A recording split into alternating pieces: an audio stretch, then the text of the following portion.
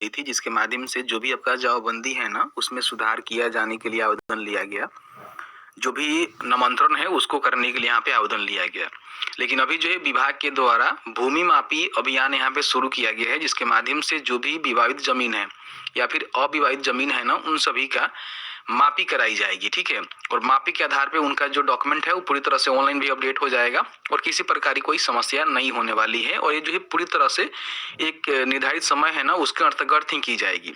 आपको हम बताएंगे कितने समय में आपका जो भूमि नापी का जो प्रक्रिया है वो संपन्न होगा, कैसे होगा और इससे क्या कुछ फायदे होंगे। जो मान लीजिए विवादित जमीन है उसको क्या फायदे होंगे, जो अविवाहित जमीन है उसको क्या फायदे होंगे, सभी इंफॉर्मेशन बताएंगे। और आखिर इसका मकसद क्या है, कब से लेकर जो है कब तक ये अभियान चलेगा, किस तरह से इसमें भाग ले सकते हैं और किस तरह से अपना भूमि की जो मापी है उसको करवा सकते हैं। वीडियो में आगे बढ़ने से पहले आप सभी से रिक्वेस्ट रहेगा कि वीडियो को लाइक करिए, शेयर करिए। अभी आप देखेंगे तो मेरे पास एक नोटिस है जो कि राजस्व जो महाअभियान को लेकर जारी किया गया है कि भूमि मापी महाअभियान आपका शुरू किया जा रहा है, जो कि 26 जनवरी से 31 मार्च 2026 तक ये चलेगा।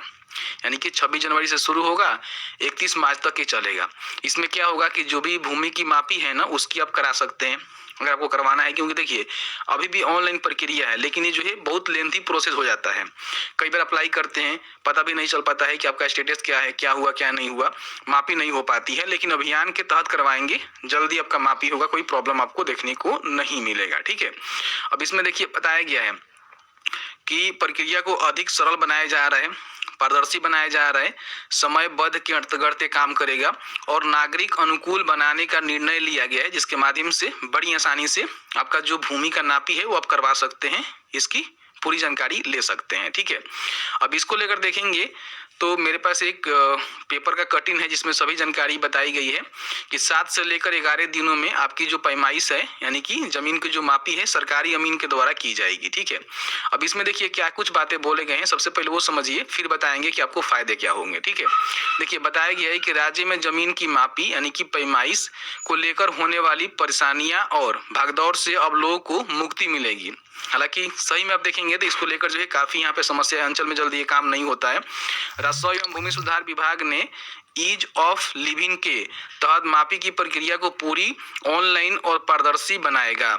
अब 7 से लेकर 11 दिन में ही पैमाइश हो जाएगी। नई व्यवस्था 26 जनवरी 2026 से पूरे राज्य में प्रभावी हो जाएगा, शुरू हो जाएगा। ठीक है, आवेदन पूरी तरह से ऑनलाइन होगा, हालांकि अभी भी ऑनलाइन ही होते हैं, ऑनलाइन आप इसकी आवेदन दे सकते हैं। उसके बाद अभियान के तहत 7 से लेकर 11 दिन के अंदर आपका जमीन की जो मापी है उसको कराकर उसका रिपोर्ट सौंप दी जाएगी। ठीक है, देखिए बताया गया है कि आवेदन के समय ही बताना होगा कि जमीन विवादित है या फिर नहीं है।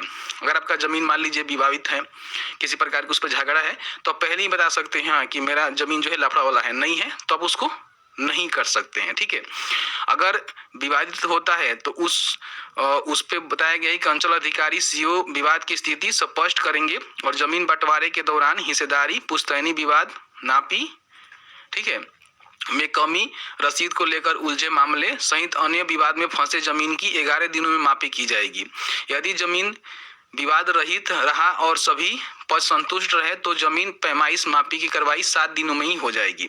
अगर मान लीजिए आपका जो भी जमीन है उस पर किसी प्रकार की कोई झगड़ा नहीं है तो समझिए कि 7 दिन में हो जाएगा, लेकिन कोई लफड़ा है तो फिर 11 दिनों का आपको इंतजार करना पड़ेगा। ठीक है, दोनों प्रकार के मामले में मापी के उपरांत अमीन द्वारा प्रतिवेदन ऑनलाइन अपलोड करना अनिवार्य होगा। जो भी अमीन अपना प्रतिवेदन लिखेंगे, बनाएंगे, उसको ऑनलाइन डालना होगा पोर्टल पे कि जो भी जमींदार है वो यहाँ पे डाउनलोड कर पाए। ठीक है, जो आवेदन की स्थिति में 14वें दिन तक पोर्टल पे उपलब्ध कराना होगा। देखिए बताया गया है अनुसार इस अभियान को प्रभावी बनाने के लिए विशेष सर्वेक्षण अमीनों की प्रतिनियुक्ति भी की जाएगी। ठीक है, मतलब जो भी अमीन है ना उनकी प्रतिनियुक्ति भी यहाँ पे की जाएगी। अब यहाँ पे हम बात कर लेते हैं कि इसमें आपको इसका जरूरत क्यों है, फिर फायदा क्या है, फिर विवाद में क्या कर सकते हैं। देखिए सबसे पहले बात कर लेते हैं कि जरूरत क्यों है। देखिए पारंपरिक व्यवस्था